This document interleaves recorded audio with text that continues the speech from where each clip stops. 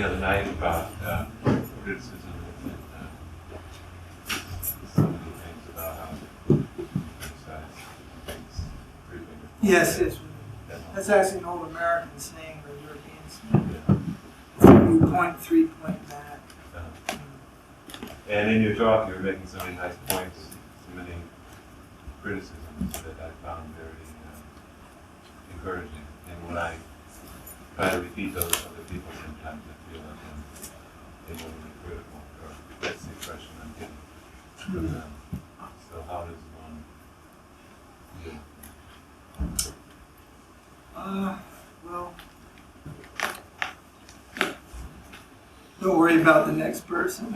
Just worry about yourself. That's the best way first. To avoid criticism, just don't worry where everybody else is at. Just try to work with your own devotional life first. And if Krishna calls on you for such type of work, then you have to do it wholeheartedly, enthusiastically. Generally, people don't like to be told what to do. A lot of faith is involved if we're going to follow someone. And basically, in this world, everyone's experience is cheaters and cheating. And even in spiritual life, cheaters and cheating.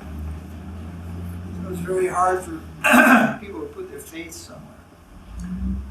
Only when we have faith in any particular authority will we, and faith means within that we will feel that even if this person is angry with me, I'll just be critical, even if he's angry with me, there's no malice there. There's no intent to harm. So when a person knows like that the criticism or the instruction is coming from an affectionate source, then they're highly likely to accept that. Well, but unless you're so convinced or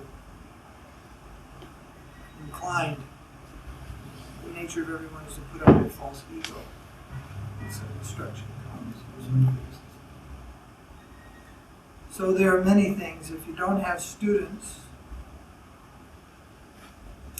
it's not necessary to instruct. Of course, it is said, whoever you meet, tell him about Krishna. Tell him, request him to chant the holy name of Krishna. That's another thing. But when people are already practicing, devotees, let's say, just to enter in there and to instruct them is very, very difficult. No, I didn't necessarily mean instructing people, but like making points, like in terms of like some of the things that have happened, like with the testimonies, Śrīla Mahārāja, and instructing people about that may not necessarily be open-minded. Right. That's very difficult. We've been working on that for about 15 years now. Right. There've been a lot of there's been a lot of change, a lot of conversions. There's a lot of brick walls out there. A lot of, I don't know if I mention any names, they're brick, then concrete, then lead, then steel. They're a mile thick. You know? Like one person recently said, he's always saying that Vaishnava aparādha leads to fall down. He's talking about me. And he's always saying that Śrīla Mahārāja is a pure Vaishnava. I have said so many things against him, I have not fallen down. He said.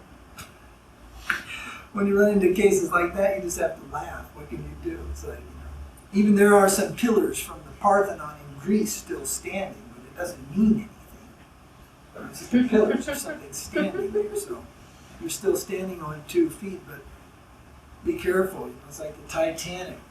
Not even God could sink this ship. 2 weeks later, boom, it was down. So, but they're just, he's measuring, I'm still wearing the sannyasi dress. Then, if I've made Vaishnava aparādha, why am I not falling? You can buy in the market the sannyasi dress. It's not a big thing. If you're made as a sannyasi, it fits some people's nature. There are many sadhus in India, about 6 in India. least.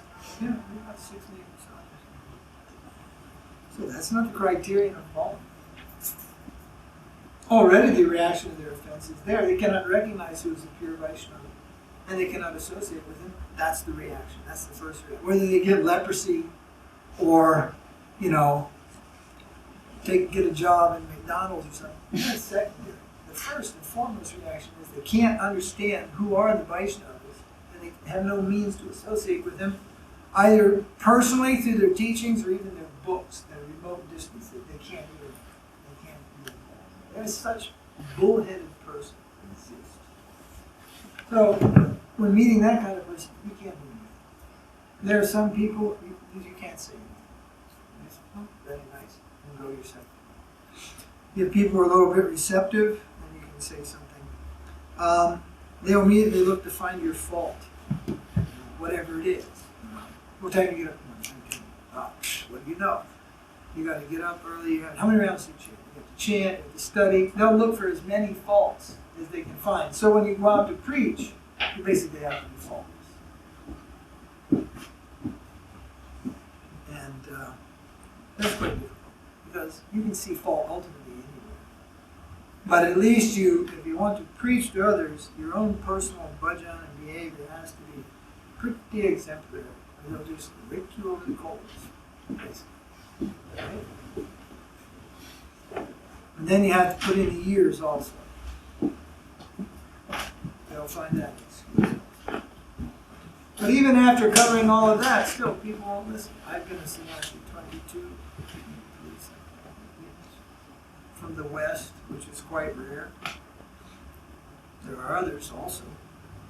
But I live the exemplary life of a sannyasi. Not being able to find anything, you know what they say? He changed his name. They can't find anything. Association of women, business, money in the bank, jewels, gold, diamonds. They can't find anything. So then they say, he changed his name.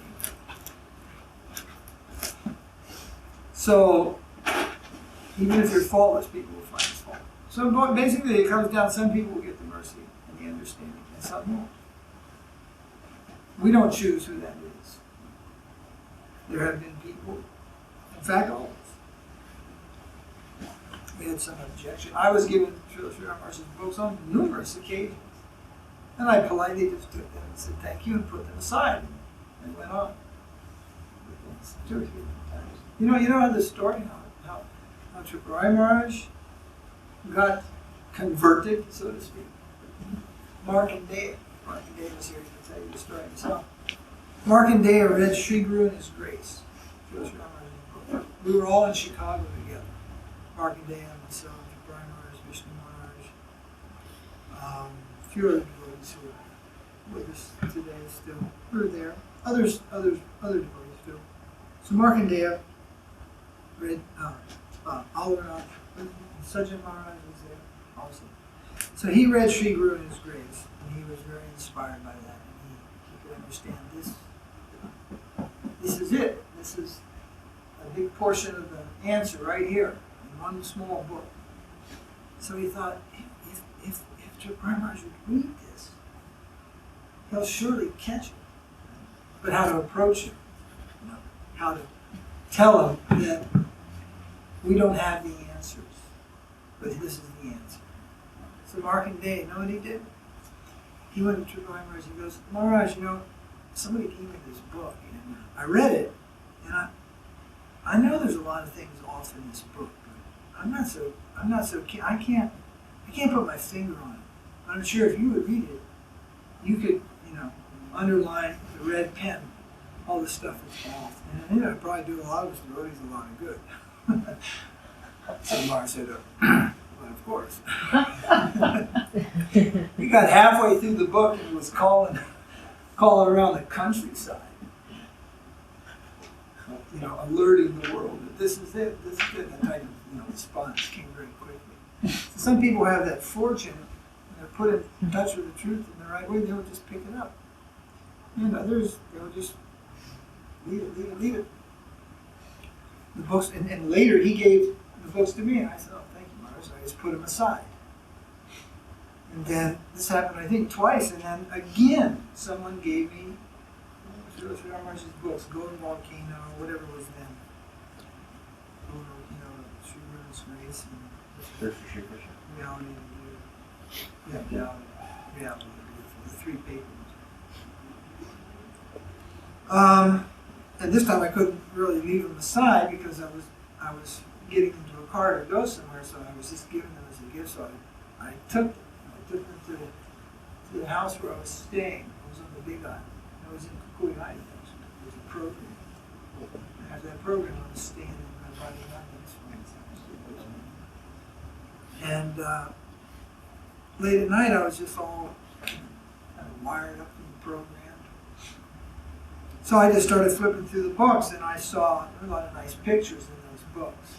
And I was a picture collector. So I thought, oh, I'll keep these books for the pictures. So then I was just looking, admiring the pictures, and there was this classic one of Bhaktivinoda Ṭhākura. And underneath it, it says, Vṛndāvana is for the shallow thinkers. Have you ever seen that? Vṛndāvana is for the shallow thinkers. I'm an old brudge man, live in Vṛndāvana, always go to Vṛndāvana, love Vṛndāvana, party around Vṛndāvana.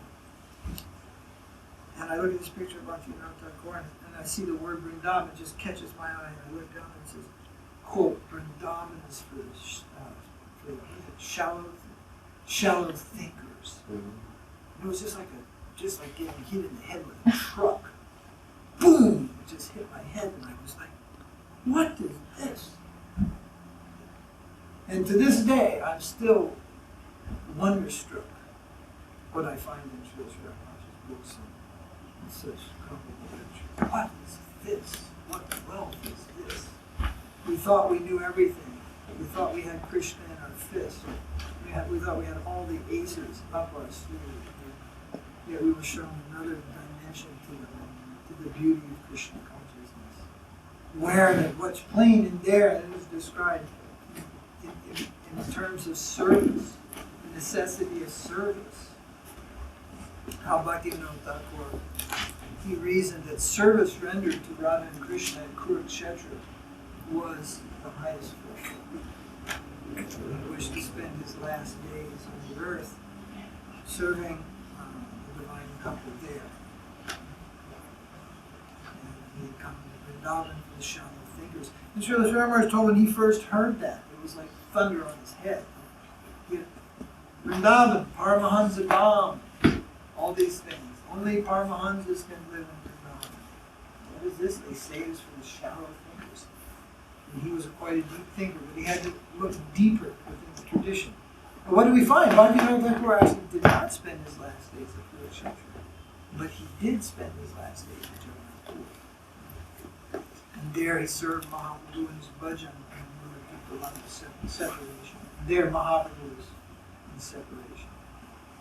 So there's some great depth to the ocean of Krishna consciousness. We were standing on the shore and we had mastered the ocean. So, and many of us, many devotees had circumstantially maybe, been made offense. In numerous ways, but the grace of the higher Vaishnavas is if we are willing to accept their mercy, they're willing to overlook that. And so is Krishna.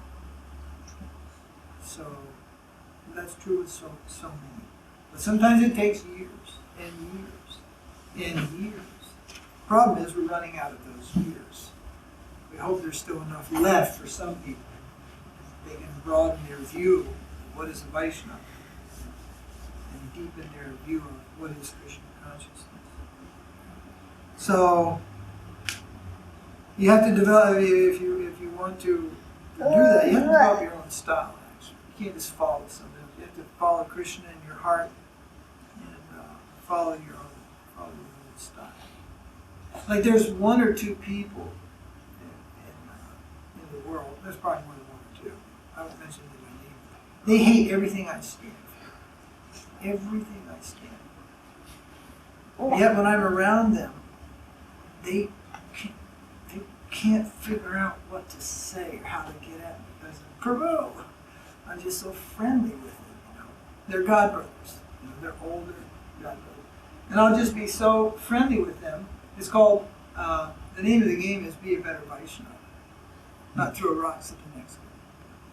So instead of just, you know, dealing with them like they were big offenders, I'll just be as, you know, Krishna conscious as I can. And knowing them well, I'll say certain things. Like one day I was standing in Vṛndāvana.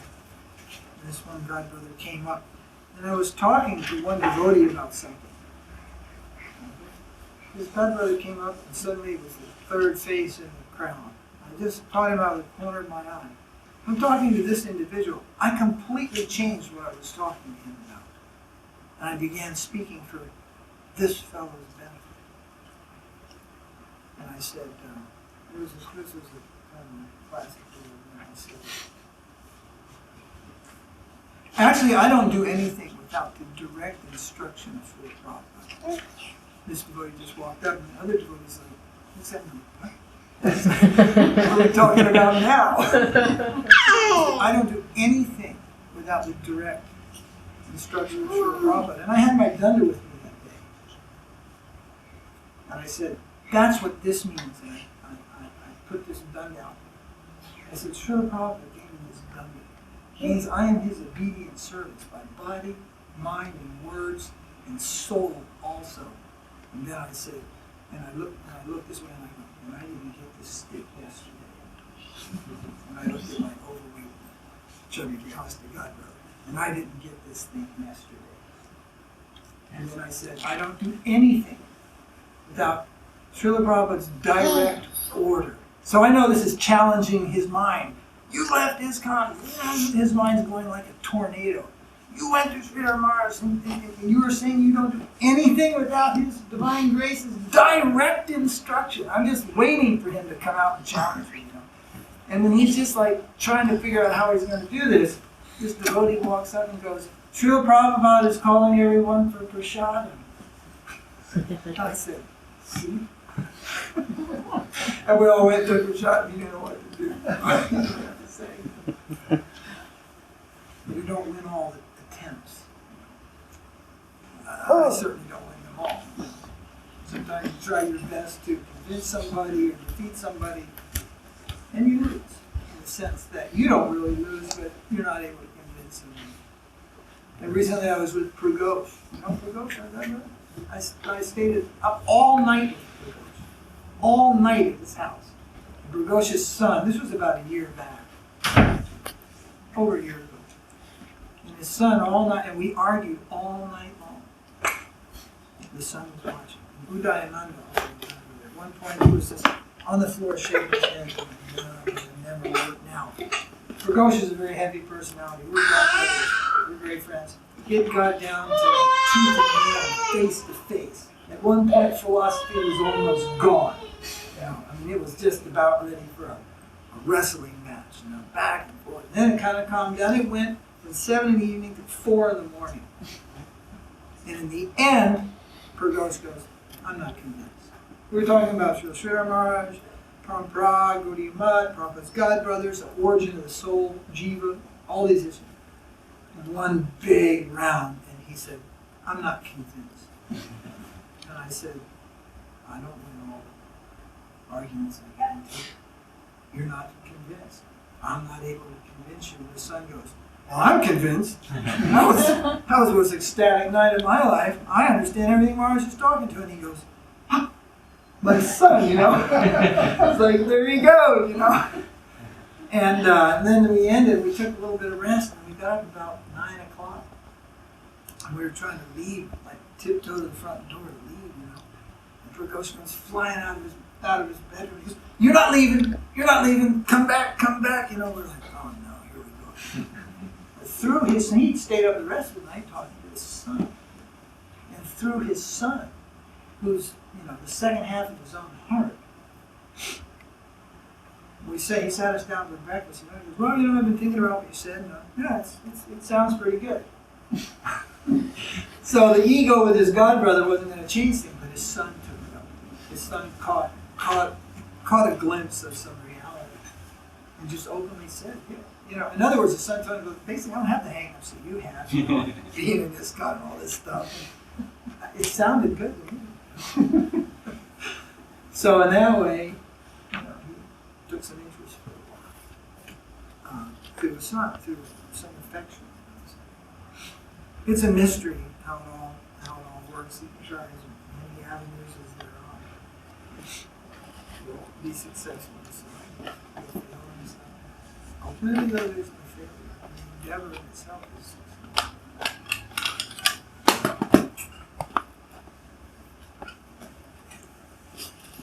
Did I didn't know? Yeah, talking about reading the Śrīla Mahārāja's books, and it's like keep going back to them again and again, but there's one particular book I get to, and I don't seem to penetrate very much. Subjective Evolution. I thought maybe you'd comment and overview on that, and maybe comment on it, see if there's... Well, there's a number of parts of that book. I'm sure you're not all of them. That probably is the least, not liked. I think all of Śrīla Mahārāja's works are popular. That one is of a particular profound nature. Very scientific. We say scientific, very analytical, and deep penetration of the nature of consciousness and its origin. In other words, of Śrīla Mahārāja's books, it's one of the headier ones. They say heady, you know, like heavyweight, headweight books. There's Loving Search for the Lost Servants, Heart's Flow. So many of his books are mainly Heart's Flow. But that was Vṛndāvana Vṛndāvana Mahārāja, that T.B. Singh, who's interviewing him, and he had come there as on behalf of the Bhaktivinoda Institute, which is a scientific institute, and he had asked specific questions regarding the nature of consciousness, and Śrīla Mahārāja gave him a scientific Gaudiya answer, which any scientist would read that with some interest in consciousness, understanding what consciousness is, would definitely be charmed by the presentation, because it's right up there in their space.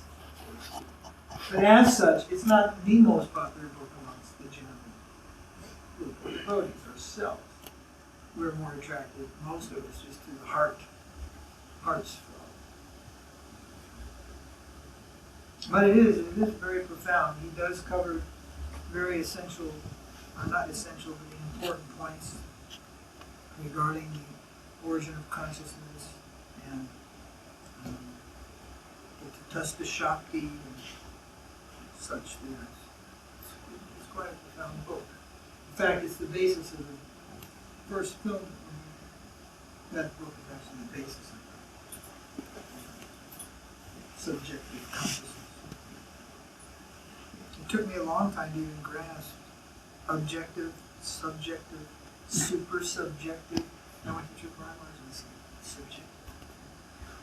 It wasn't a word in my vocabulary, subjective. So I got the words, but it took quite some time. It's still sinking. It was subjective reality, or super subjective reality, the real subjective reality. How does that relate to ourselves? How does that connect with our necessity? It's the deeper thinking side of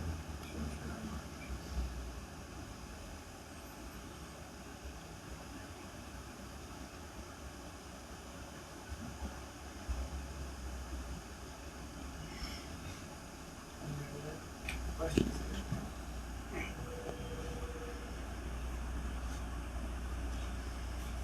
I was hoping you could say something about the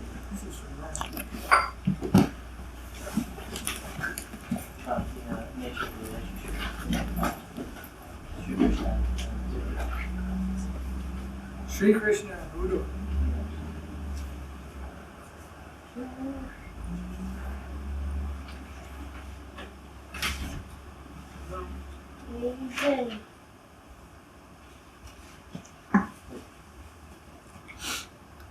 One observation is that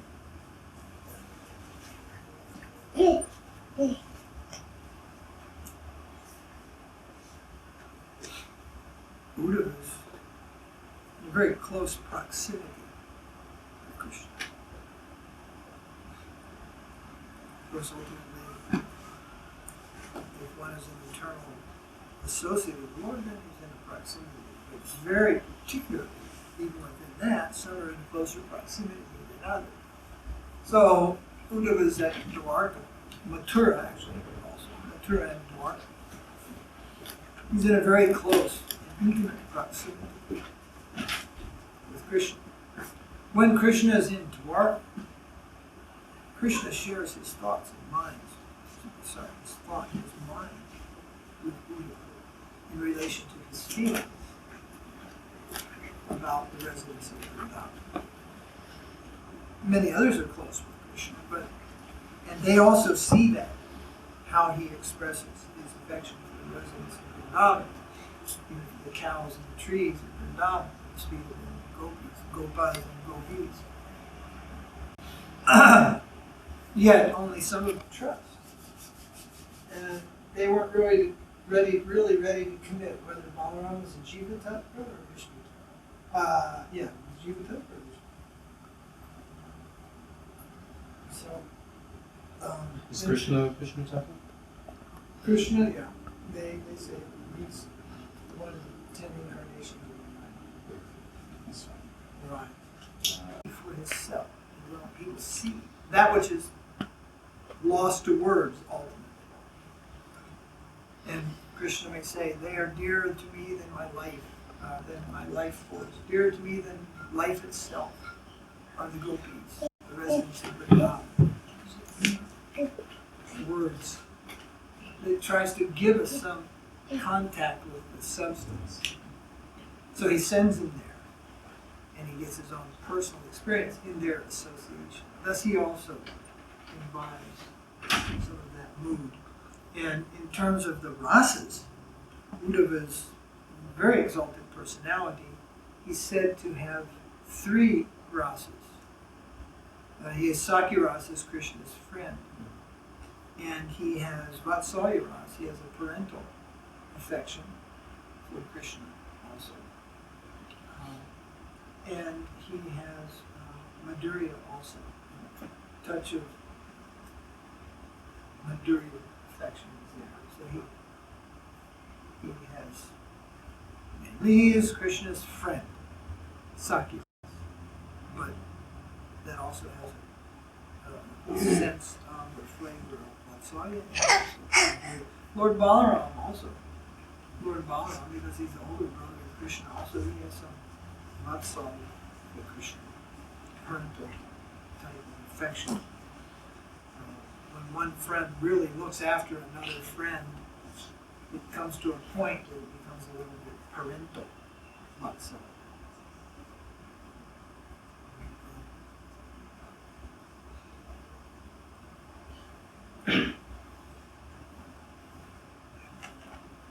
It's just, I had read some of the manuscript for Uddhava Sandwich.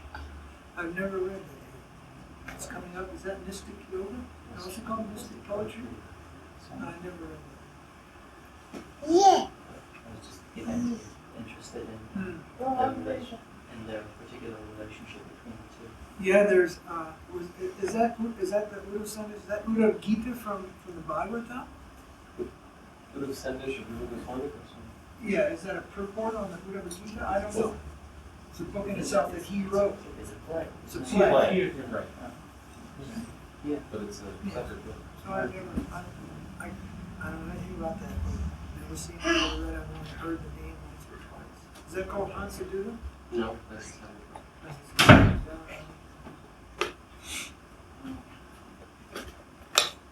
I'm one of those fellows that waits for the bona fide edition to come out, and then I'll read it.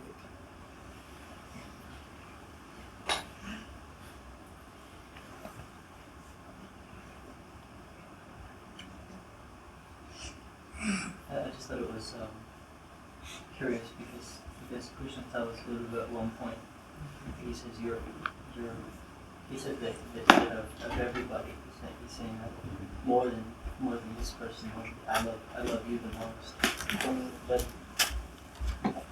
But then he sends him to Vṛndāvana, and then Buddha says, he quotes the verse about when you be born as blade of grass, you can be trampled on by the gopis. But that's from Bhagavad verses. Right. It is based on Bhagavad. Yeah. What is that verse? Oh, I don't know. Well, he prays to be born as a blade of grass and branch, so that he may be, I don't know this exactly, that he may, he prays for birth in the land of Braj, that he may appear there as a blade of grass, so that he may have the good fortune of having the feet of those holy residents trampled upon. So some translations are that of those holy residents. Some translations say of the devotees. And some give a translation that he's asking to be for the foot dust of a particular gopi, which they are sure to know. But in any case, it's all acceptable to us. We're not against the other residents of Braj. And also eternal servants of the Lord. Braj above, but that's his prayer. Does Uddhava have a corresponding representation in Gaudiya? With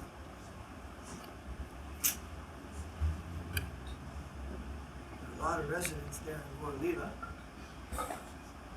Something that I remember. Look for that. Wouldn't be hard to check on. I don't remember. I wanted to do a poster like that sometime. Everybody in Krishna Lila, kind of like lines or graphically illustrated who they are in the world. It's interesting. There is one old classic that shows Mahāprabhu, it's just his associates. He's sitting in the center with Nityananda. Oh, wow. Then the first group around him, and then a circle around him, and a circle around that, and around. It's just like one of these circular. Mm-hmm. That's the Lord's associates. The great thing to package in was Gaudiya. Yeah. Have a little poster, you can fold it out and see what everybody is. Mm-hmm. Maharaj? Yeah. I saw a paper that was written having to do with law. You wrote about Sahajiyāism, the influence coming in to the West, Sahajistic mood, and I wondered if you could just clarify what that mood is, how we would Well, I actually experience wrote a book that. on it. I did wrote a book on it. No, that's already here.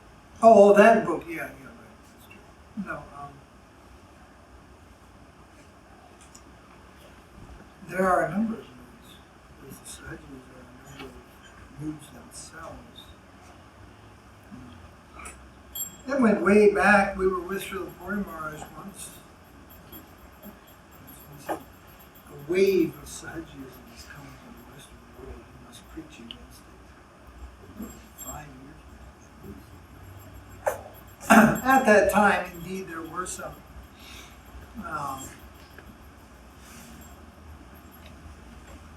transplants from the Radhakund Babas.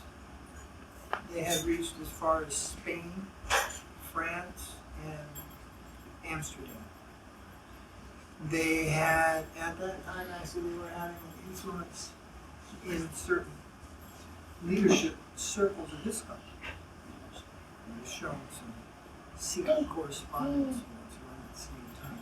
They were reading the books of Advaita Prakāśa at Radhakund, translated by one of his disciples, and so forth. But that was one thing.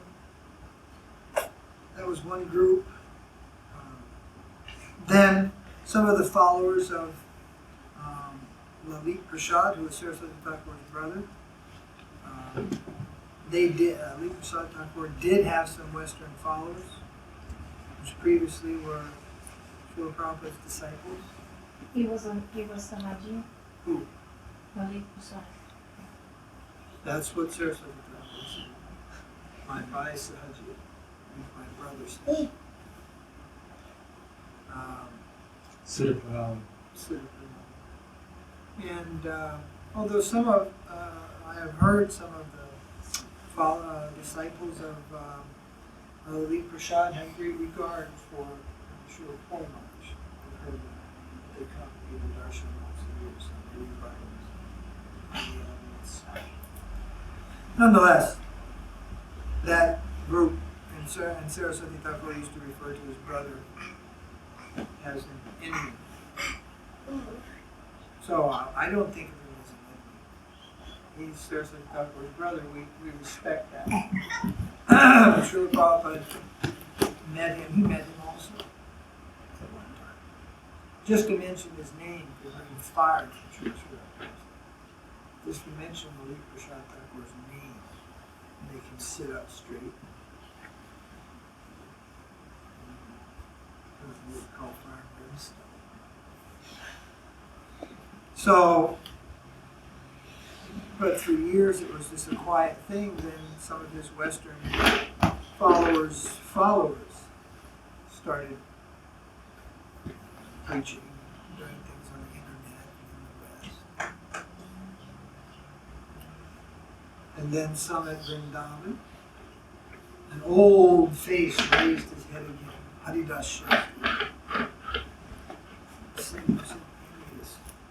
Person. He was involved in Nitai and everything way back in Srila Prabhupada's time. Then he went quiet for many, many years. Then he got some students and he started his old philosophy again. Being much enamored by this vast learning and culture. Actually, right now, many Russians follow.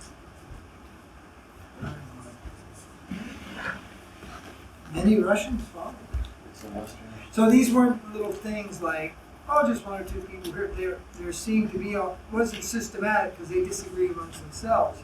But in at least 3 different places or more, active, not just activities that the Sahaji were going on, but they were sawing away at the root of the Krishna consciousness movement in the West at our parampara. How are they doing that? Mainly through trying to disprove that Srila Bhaktisiddhanta, for one, did not receive Siddha Praṇālī himself, therefore he cannot receive Braja Bhakti. 2, another one was trying to prove that Bhaktivinoda Ṭhākura was unauthorized because he was a speculator. That's Haridas Shastri of Vṛndāvana. What's the other one? Most of the Sahajis, they share the same criticisms, and they don't deal with Srila Prabhupada and his converts. That's a little consequence to them. As far as they're concerned, that's money in hotels, and a lot of that's true. A lot of money, a lot of hotels, Siddhanta there. Their main contention is with Srila Siddhanta and the Gaudiya Vaiṣṇava, because they're not fools. That's where the battle was, there. And they still, they try to cut at that point. He didn't receive proper mantra, he doesn't have proper Siddha Praṇālī, and then there's another group that tries to cut after Bhaktivinoda by saying Bhaktivinoda Ṭhākura is not going. That's how they cut it. They try to cut the parampara through mantra, by mantra, the whole process of mantra, etc. They attack mantra, and they attack the Siddhanta, Sannyasa ashram. They attack that. There's a concoction. They try to say Saraswati Thakur concocted all these things, just made them up. They are bona fide. What did they say about Gokula and Goloka? Gokula Babaji was accepted by everyone as a Siddha Mahatma. That's one of our arguments. You accept Gokula Babaji? Yes. Gokula and Babaji accepted Saraswati Thakur. There's a line of argument. We're not left, with no weapons and nothing to say. In fact, there are many things to say. Enough to make a book of it. But everyone, and then the question is, they say, well, it goes like this. They try to establish one of their main things is the physical guru parampara, diksha parampara of the mantra. And they don't accept shiksha parampara. You have to receive the mantra from another person. They don't accept shiksha as a line of substance, only mantra. And they don't accept what we call the Bhagavad parampara, which is actually the shiksha. They don't accept it. So, but one of the arguments is when they accept Gaura Kishore Babaji as a Siddha Mahatma, then we ask them, what's his Siddha Praṇālī? What's his parampara? And nobody knows. So, in other words, they can't say his mantra diksha came like this. They can't say that. But yet they recognize his Siddha. So that's one of the arguments that against the necessity of that line, which they say must be intact. If there's a break in it, it does not exist. Saraswati Thakur gave a mantra to his disciples. It's a Ragamard mantra for sannyas. This mantra is only uttered by the Babaji section. Saraswati Thakur never took Babaji. Where did he get the mantra? This is what I was speaking of yesterday.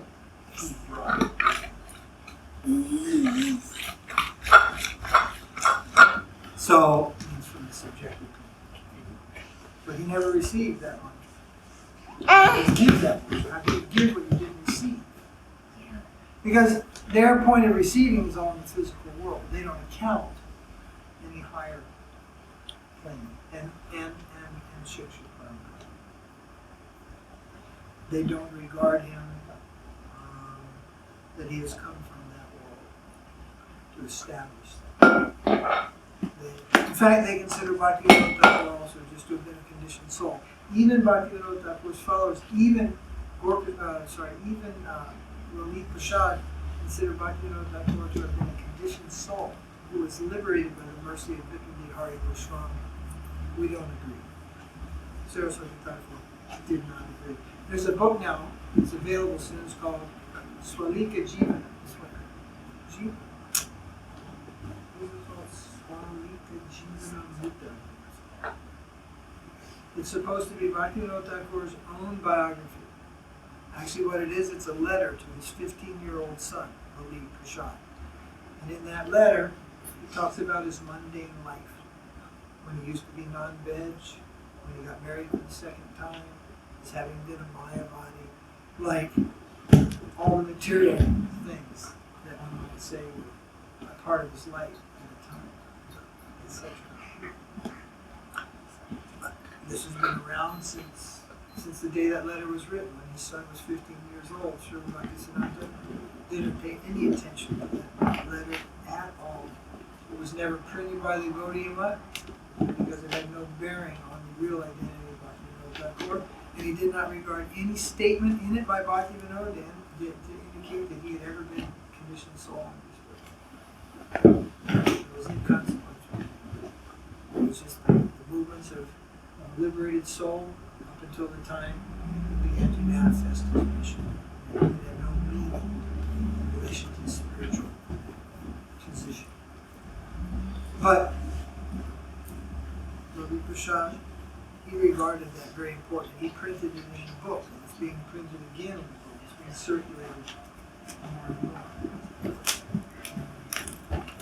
So, I heard that he requested it not be something like that, I forget. It's in there. It's in our book. It mentions that. Maybe it's some other. Lalit Prasad himself said something about it. Sri Maharaj used to tell us that Saraswati Thakur said, my brother sees Bhaktivinoda as Pita, as father. No, not Pita, Babu. As Babu. He sees him as Babu. I see him as Radha. Bhaktivinoda Ṭhākura Saraswati Thakur did not relate to his father as a father. Unless it was the time he was the smallest child. But after he began his maturity, he never related to Bhaktivinoda Ṭhākura as father, only as guru. And Śrī Kṛṣṇa Thakur always related to him as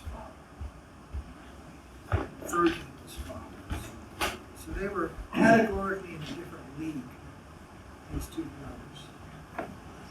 He Bhaktivinoda reveal some writings early on that disproved Śrī Kṛṣṇa pointed out in the information. Was that he writing in the book? There certain writings he did? Yes, At a certain time. he wrote a great portion of some of his books were written before. Some of Bhaktivinoda Thakur's important books were written before he even met Jagannath Das Babaji, before he met Bihari Goswami, or entered into any of the Vaishnava circles at the time. He wrote on topics which are only possible for a liberated soul. If someone's come down from that world, it's just, there's no possibility to ascertain what he ascertained so quickly in higher Vaishnava Siddhanta. Then he went back and he added portions again later. Krishna Karna Rita is one. And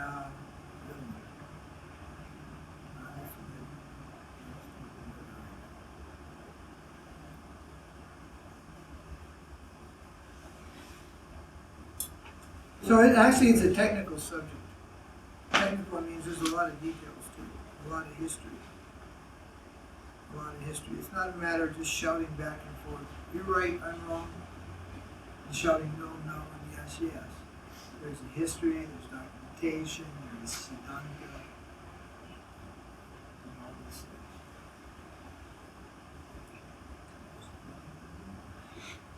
If you look in Śrīla Prabhupāda's books, how much he wrote about Sahajiyāism. It was like the cat and dogs and the hogs and dogs that eat stool. We're reading the hogs and dogs that eat stool. What's he talking about? The hogs and dogs that eat stool. When we went to India, and we saw, hogs and dogs that eat stool. And then we used to hear about the load on the donkey of the washerman. In San Diego, there's no such thing. There is no washerman with a donkey and a load. These are all like very strange analogies. Hogs and dogs that eat stool, and the donkey that carries the washerman's load. The green bird and the green tree. Yeah, when you get to Vṛndāvana, there's the green bird and the green tree. You get to Calcutta, there's the washerman, the washer load.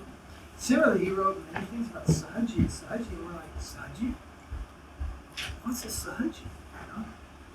At one point, we could identify a Sahaji. I wrote this once. If a Sahaji showed up at your door with a sari and a guy wearing a sari and a nose ring, or he'd either be a Sahaji or he's from San Francisco. But at any rate, you'd recognize the Shaki Bhakti, right? But after that, we wouldn't know whether we're dealing with a Sahaji. Well, right now, in Bhubaneswar, that's the ISKCON temple. You heard of it's a subject, but they have as their formal Shiksha Guru, Sahajis. They didn't just start recently. Unauthorized, and it becomes very fine. In the beginning, we'll go and think, well, that was really sweet. That was nice. That was nice. It was really sweet. However, Vṛndāvana Mahāprabhu spit that so-called sweetness out, perceiving its bad taste, its rasa loss, or its deviation. We don't know. We're happy to just chant Hare Krishna, take prasada, and be with some friendly prabhus. But that's not enough to ascertain. No. If you just follow your guru very, very closely, you'll be all right. But if you walk out into the world, then you have to be able to ascertain deeper. Otherwise, you can't find. You may find a contaminated source, mixed. So therefore, it's also not good to go everywhere and hear about everything just because it's about Krishna. That's not good. Better safe than sorry. But at any rate, Śrīla Prabhupada wrote so much about Sahajiyas, but now in the last probably 10 years at least, 15 years, Sahajiyism came.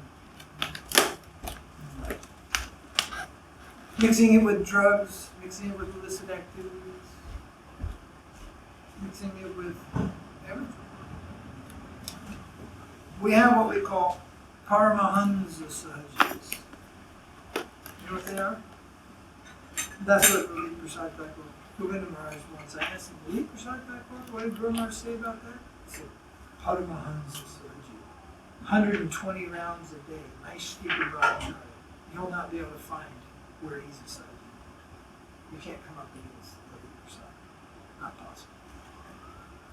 120 rounds a day. Nice stupid brahmacharya. Read every book Bhaktivinoda Ṭhākura ever read, frontwards and backwards. Read all the books of the Goswamis, frontwards and backwards.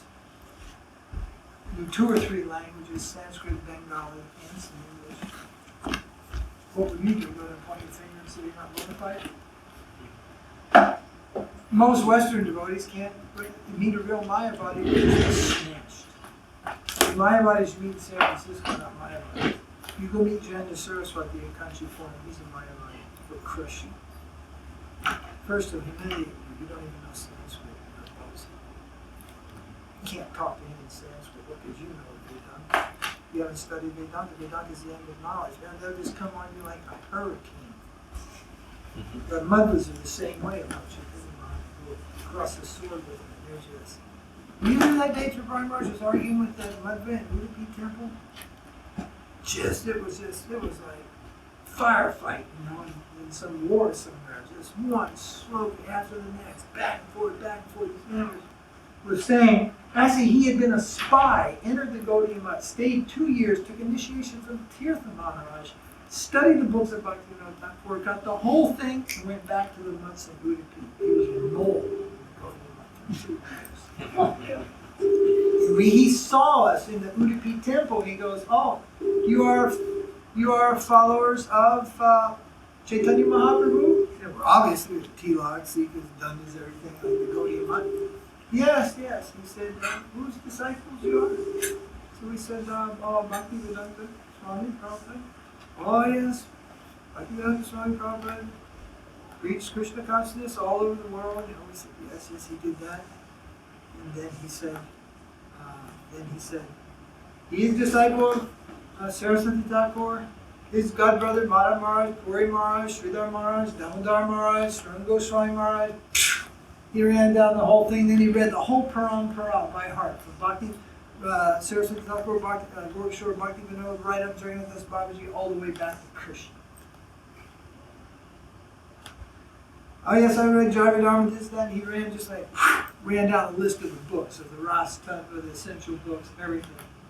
Studied Baladev Vijayabhushan's commentary on Vedanta. We're like, wow, very learned person you are. And he said, yes, I was in Gaudiya Math for 2 years. I took initiation from Tirtha Maharaj. And then it started to make sense. And then, but he was standing there for darshan, just as lungi on, no shirt. Actually, he had Madhva tilak on the body. Madhvas just go like this. They just make a swipe like this. They make it round and just go like that again. Like this. So, you put on tilak sometimes, they just go like that. So looking at his arms, and they use Gopi Chanda the same as us. But he had a very thin red line here. That's a Madhva. A very thin red line here. And then I noticed, so he doesn't have any neck beads. But he said he lived in Madras, Gaudiya Math for 2 years. Now he's back living in Udupi. So we thought, oh, he's an Udupi man, and he's back in Udupi, and there's just too much social pressure to keep the Gaudiya Tilak. and it beats him. That was what was in my mind. So, Vṛndāvana says, oh, but you're initiated, but you're not keeping the Kuntimana? And then he said, one has love of Krishna, not necessary to keep all these external things. So we're like, but yes, that may be true, but Mahāprabhu, certainly he had love for Krishna, and he kept these things. And we went our own way, we were thinking, that way. He's Gaudiya, but he's trapped here in Udupi, and we're just trying to say, maybe, but you should keep the signs. Mahāprabhu kept the signs, and he's Bhagavan himself, and then he goes, Mahāprabhu, he was an ordinary man. Maybe you can say he was a saint. And I was like, say what? And it started right there, and it went for about 45 minutes. And it just, in the end, mostly Tripura Maharaj was doing quoting the slokas, and in the end I wrote him and said, you're not a Gaudiya. And what is it? There. Like a Schuster. I said, you're a Tattva.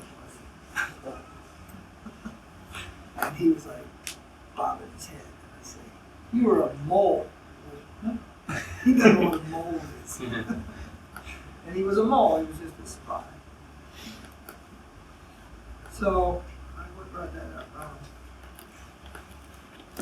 Yeah. Paramahansa said. Yeah, so, it's not that every Sahajiya is just some giggly box person that doesn't know anything, imitates tears and falls on the ground. That class is there also. There are very highly educated Sahajiyas. Very highly educated in the sense of the scriptures and so many things like that. And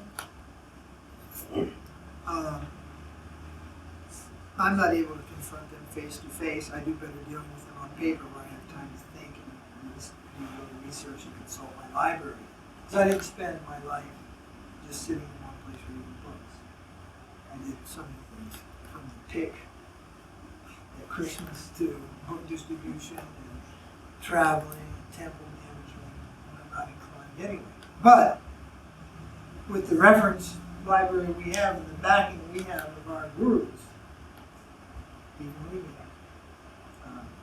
defeat them, or at least, in a sense, hold our ground and not be put in some position we have no answer for.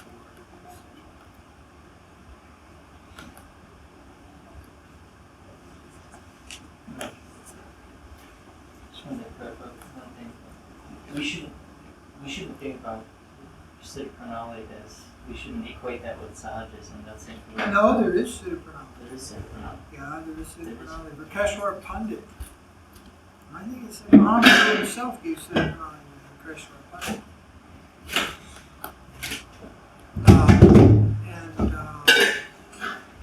From the line of Narasingha Pandit. I can't remember all those things. It's in our book. The bona fide line appeared for some time. And it's been maintained in the unbona fide sections.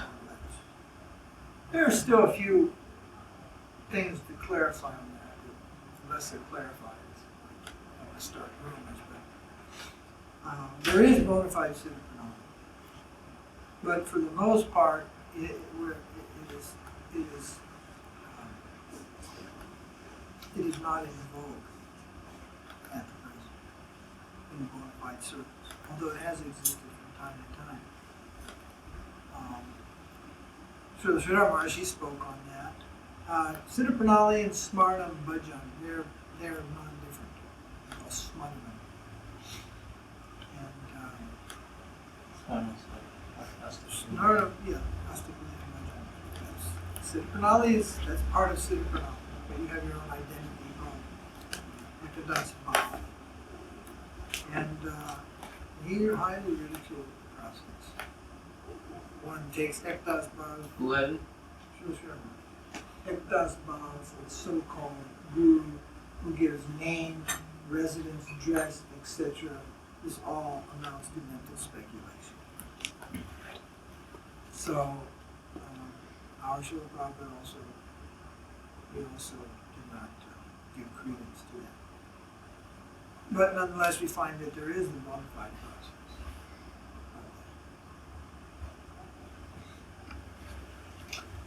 But to get Siddha Praṇālī, all you have to do is go to a certain I can show you right where they are. Take $100 from your pocket, fall on the ground, bring a basket of fruit, Gokula and Goloka, and you got it within a week. It's that easy. Siddha Praṇālī, so-called. Write it all out, give you a meditation book. Go on your way. Now, one interesting thing happened. This one devotee, he was arguing and making most of the assertions against our parampara. This year, we noted he had a certain kind of like about Śrīla Mahārāja's ashram. We sensed there was just some little angle. He didn't mention Śrīla Mahārāja by name, but he could tell he's aiming at something. We felt he's aiming directly at Śrīla Mahārāja and his ashram. Suddenly a devotee, his name was Premananda. Suddenly somebody wrote me a letter from Sweden and said, Maharaj, etc., etc., I've been following your articles. I just thought you might like to know who Premananda is. He's a friend of mine. He said. Previously his name was Sundarananda. He was a disciple of Bhaktivinoda Ṭhākura. He used to live in Chaitanya Saraswati Mutt. And he was very eccentric. And he left there and he went to the Sahajiyāism. So then I thought, oh, that makes this thing that we sense in his arguments, he knows what the line of thought in Parampara Śrīla Mahārāja is. And in his argument, he's got an edge against that. So I thought, oh, this is very interesting. So we circulated that around and said, who's this? Who this guy is? And, like a lot of people, you convince them, but they're never convinced. You just convince others who are listening. You know what I mean? Like talking to a fanatical Christian. You're wasting your time. But you deal with them, and then the people that are watching, they get impressed or whatever. So we were dealing with him like this. In the end, he gave up the Sahajiyāism. He went back to Chaitanya Saraswati. At least that's what he said in the worldwide announcement. Apologized to Saraswati Ṭhākura and all of his followers. It was an open apology. Srila Prabhupada and any Vaishnava who might have offended. So I thought, I don't know, it's probably a little eccentric personality. It's okay, that's all right. You stay over there. Be happy. But I'm not saying anything I said had anything to do with it, but somehow or another he saw a better glimpse of reality. But all that came out from him. He was their main spokesman. So you could say he was defeated by the Tripurana. But his parampara guru is still there. With his another thing they say is that Bhaktivinoda Ṭhākura was Gaur-Nagari Bhav. His Bhav was Gaur-Nagari. That is, seeing Mahāprabhu as Krishna as the enjoyer, and serving accordingly. And Saraswati Ṭhākura wrote countless articles against this conception of Gaur-Nagari Bhav. And now he's saying, Vṛndāvana Prabhupada is saying that Bhaktivinoda Ṭhākura, he is a Gaur-Nagari Bhav. That's what he has a book coming out. And you can circulate that book, I say, to about 9 out of 10 devotees, and they will be able to tell you what the difference is. Because 9 out of 10 devotees do not study the philosophy of Krishna consciousness deep enough to ascertain when the deviation is coming. Because it's all praise of Krishna, praise of Mahāprabhu, praise of the Leela. There's a book, I'll give you an example. Right, you go to Berkeley sometime, right? You live in this area, your devotees. See if they got the book called Advaita Prakāśa on the bookshelf. It sells in this kind of stores all over. That book is 100% bogus. It's so bogus, it never existed. The whole book is a concoction from 150 years ago. It's supposedly written by the household servant of Mahāprabhu called Isha. And you read the book, it's just pure Isha. It's just pure nectar, Prabhu. You bring me that book, and I'll show you where the poison is.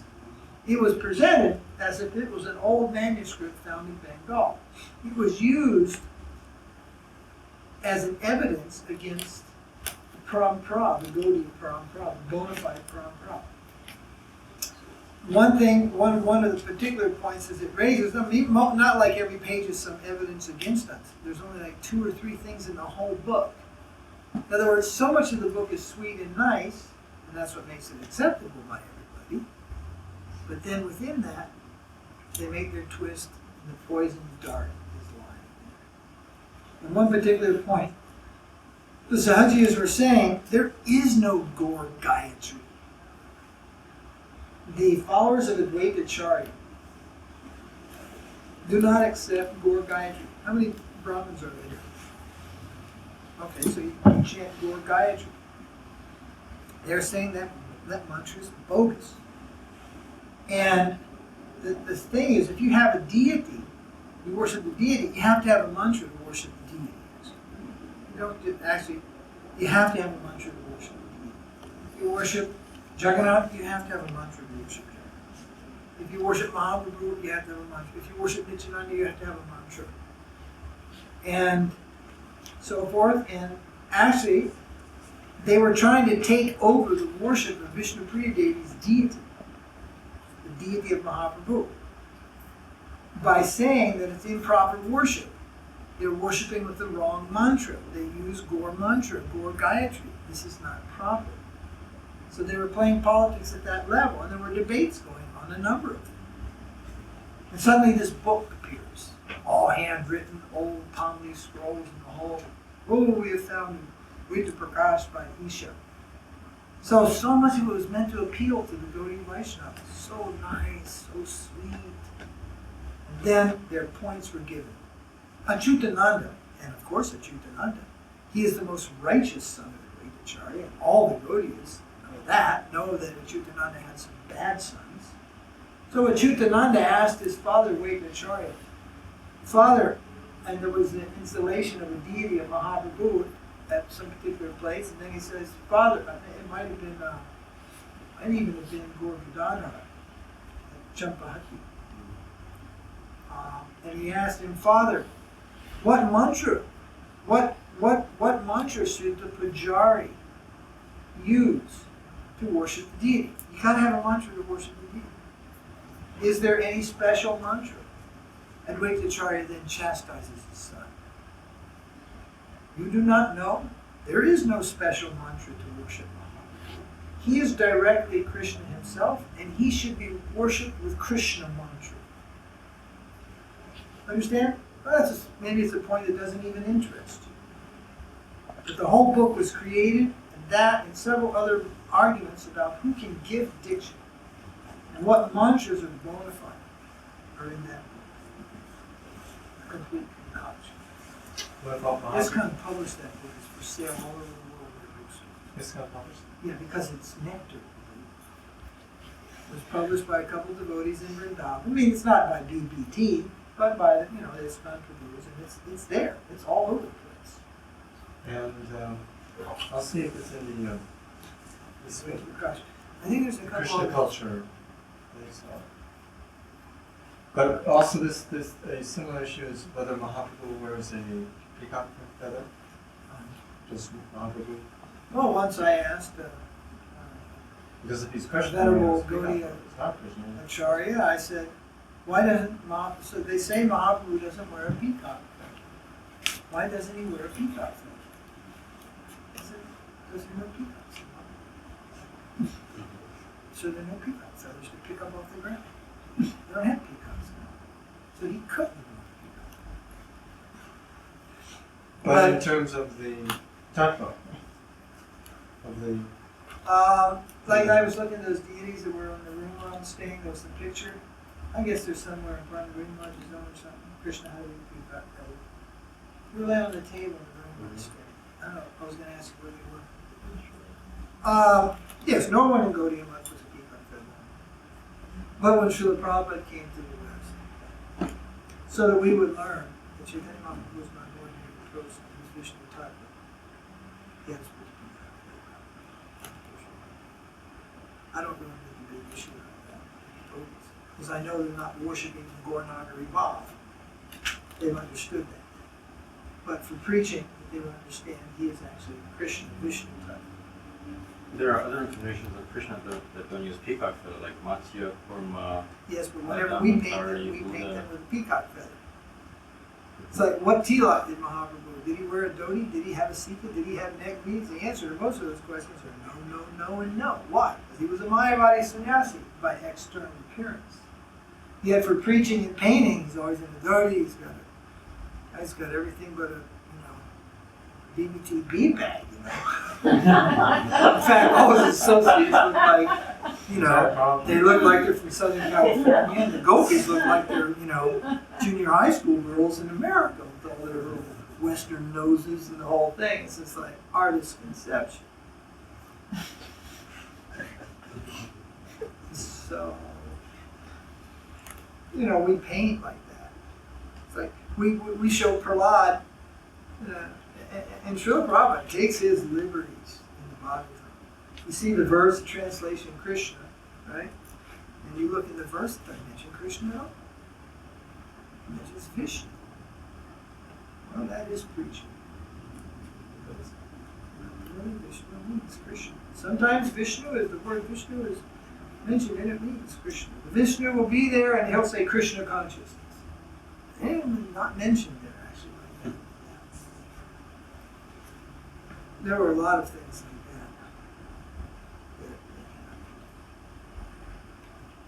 like that. Once we dressed, sorry, go ahead. I just had a question with my continue. No, it's all right. I was always wondering why Krishna has to show his universal form to prove himself to people. First with Arjuna, again with the Brahma Vimohan Leela in a similar way. Again with when he's Mahaprabhu, he shows himself to... Yeah, because, and also he appeared as Vishnu first, He appeared as Vishnu. Also to Mother Yashoda, when she opens his mouth and sees the whole planetary universe inside the mouth. There are many instances. That's actually not for his devotees that he's shown to prove to them. But from the greater Vedic point of view, this viśvarūpa is highly regarded. It's highly regarded. In other words, that's like, the way to say it, card-carrying member. Understand? Well, the ability to manifest the viśvarūpa. This is not within the capacity of any mystic yogi, mystic perfection. So it is the trump card. Beyond all doubt, know that I am the Supreme. He manifests that all the days. When that happens, is that, lo and behold, our Lord is here. It's like the grand call card. Every once in a while, it plays. And Śrīla Prabhupada used to say when he preached, some yogi said to his Krishna, then let him show universal form. It's like, that's the criteria. Then he say a few more. Let him lift a mountain with his little finger. There would be some criteria.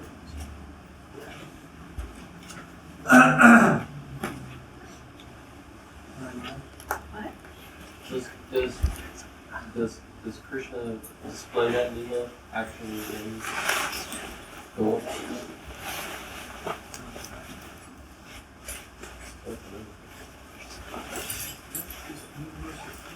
But isn't the form that he shows as the Brahma Vimohan Leela, isn't that similar? In some way? Similar. That's also not the spiritual world. That's the spiritual world manifested here. Right. Mother Yashoda looks into his mouth and Gokula and sees all the universes and everything. But that is probably the same to say that is not one of the pastimes of the Goloka. Some of the pastimes are only seen here. The killing of demons does not take place in the Goloka. Krishna's birth does not take place there. Obviously, the Prabhas Leela disappears. They're not manifested. They're only manifested here. At that point, the Goloka contacts this world's called Gokula. Where's that? It's an interesting subject. Bhaktivinoda Ṭhākura wrote a lot about that. So Jaina Dharma, Brahma Samhita, the distinction in terms of rasa. It's very profound. But Śrīla Mahārāja used to say, that point where the infinite comes down to embrace the finite, that is Vṛndāvana. That point is called Vṛndāvana.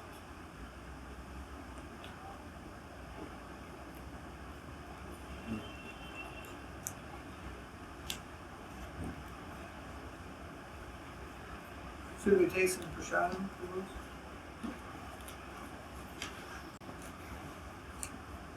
What was your something? Yes? Starting with that? Maybe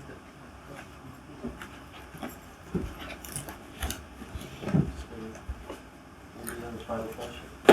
I have one little question. Just, I was wondering if you happen to know if Mahāprabhu wore a peacock feather when he was displaying his Mahāprakaśa Leela.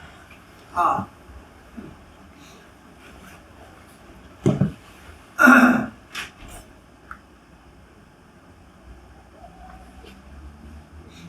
Well, when he exhibited himself as Krishna, he certainly has. I wasn't there. So I only know what I've heard and read. But for all topics, we should have some degree of sense for that, some degree of feeling. And if the Lord exhibited himself as Govinda is the eternal Lord, so that peacock would have been there. But as Mahāprabhu, and I mean, I wouldn't be surprised if, if in the writings of Lochan, Das Thakur or something, sometime, sometime Mahāprabhu used to play with a snake when he was a child. He used to lie down and Advaita Acharya. Advaita Acharya would lie down and Mahāprabhu would lie on top of him. Advaita is Ananta. Mahāprabhu lies on Ananta. So if somebody said, look right here, it says he picked up a peacock feather and put it in his hair one day as a play, that wouldn't surprise me, but also the fact is they didn't have it. There were no peacock feathers to pick up, so basically he doesn't wear a peacock feather. And eternally, that's the question, does he wear a peacock feather? Well, someone may say yes, someone may say no, but ultimately you go there and find out for yourself. That's how you'll know beyond all reason, all doubt. And you ask your guru, and what he says, you'll accept. And anybody else, it's a relative opinion. That's the way it is. You accept the sadhu or the guru's opinion. And so if my disciple asks me, I'll say, no, Mahāprabhu in eternal past tense, he doesn't work. But then the disciples listening to his guru, they accept that. And even if someone showed different later, it wouldn't make it's not a big issue. Krishna is infinite. He can do as he well pleases. But it's the issue of the Gaur-Nagari Bhav section that they always put the peacocks in.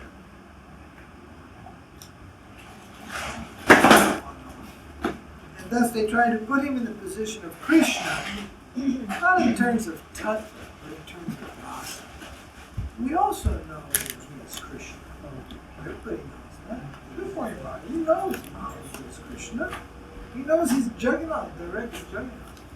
But his mood of worship, Srila Prabhupada, he knew, Saraswati Thakur, they know he's Krishna. All the devotees of Mahāprabhu know he's Krishna.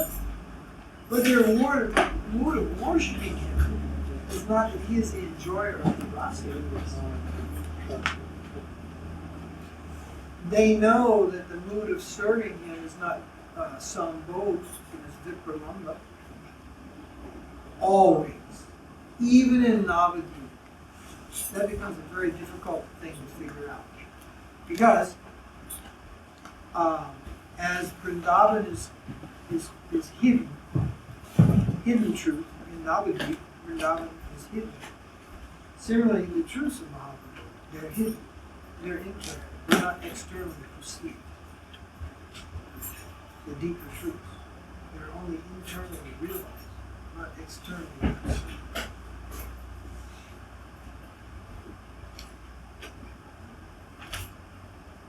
So sometimes we hear the question in terms of conceiving the whole spiritual realm, the distinction between Krishna's pastimes in Gokula, which are also eternally existent, and Krishna's pastimes in Goloka, which are eternally going on. How they're both going on eternally when one is on coming down to this plane.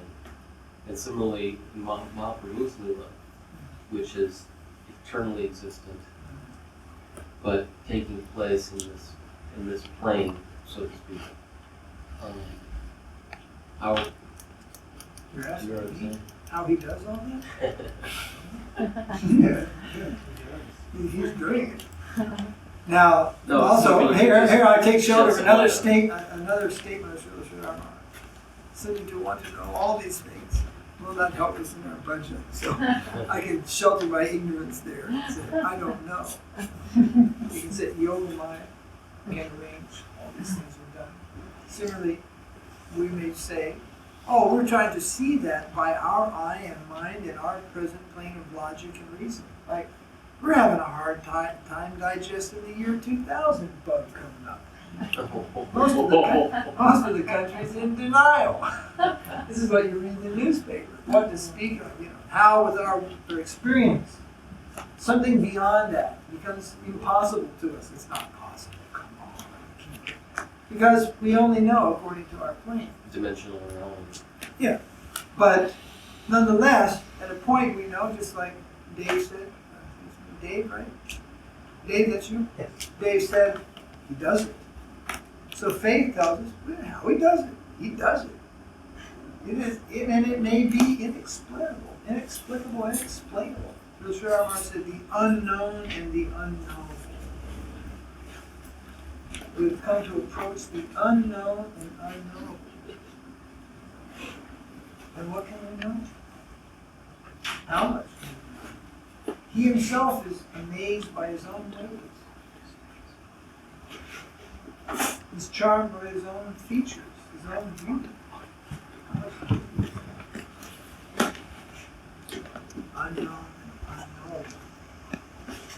Still, we have to know something. We have to try to know something. But that has its limits. Even Śrīla Mahārāja used to say it. It's not that he said. Śrīla Ṭhākura said, of all the bona fide devotees say, Bhaktivinoda Ṭhākura said, all have said, Mahāprabhu has said, Jnana is the end. Knowledge is only useful up to a point.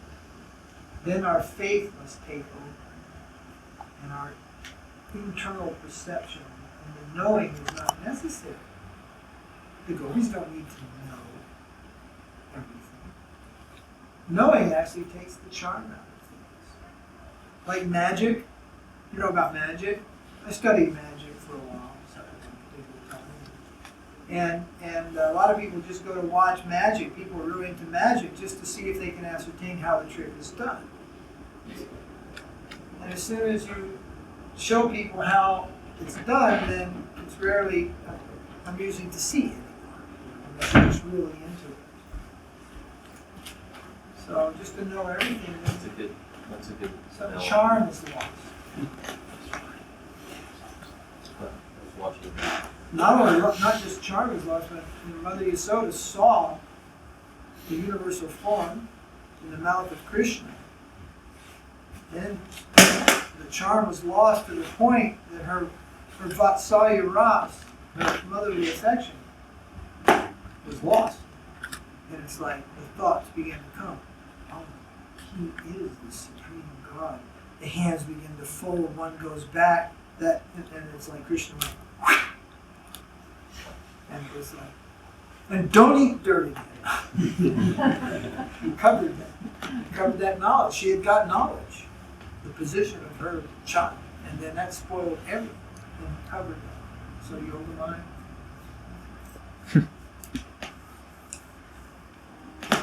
mind.